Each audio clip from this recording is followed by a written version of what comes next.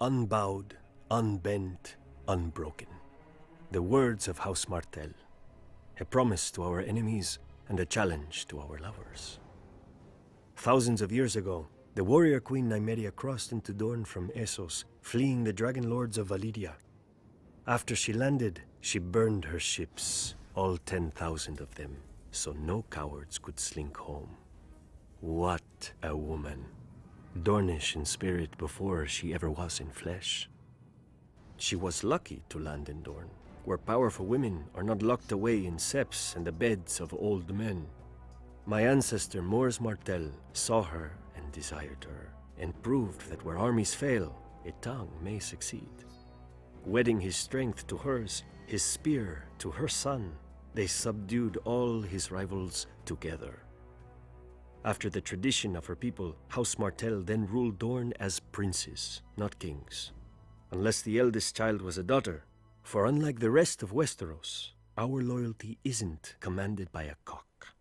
We follow a prince or a princess Martell just the same. And we always have. Some people forget that Aegon Targaryen crowned himself lord of 6 kingdoms, not 7.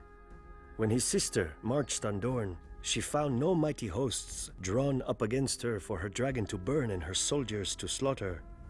The sands swirled, men died, and her dragon saw nothing. The sun shone, men died, and her dragon bowed to our greater fire. The Targaryens retreated with their tails tucked between their legs. Of course, in later years, his descendants would try again. Daeron the First succeeded at great cost and reigned in Dorne for a few glorious months. One night, his steward pulled down a sash by his bed to summon his consorts. Instead, the canopy split open and 100 red scorpions fell on him. He was a Tyrell. You would think he would be used to getting stung. Within a fortnight, House Martell again ruled a free Dorne. Eventually, after centuries of courtship, House Martell got into bed with the Targaryens.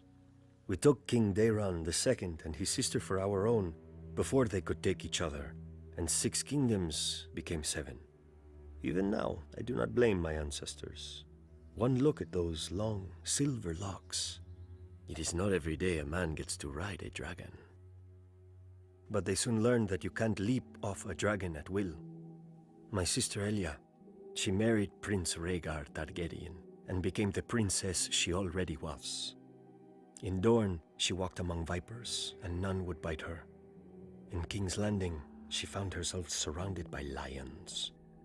When Robert Baratheon rebelled against his rightful king, his future father-in-law, Tywin Lannister, ordered his beast, Gregor Clegane, to rape and murder my sister, along with her helpless children.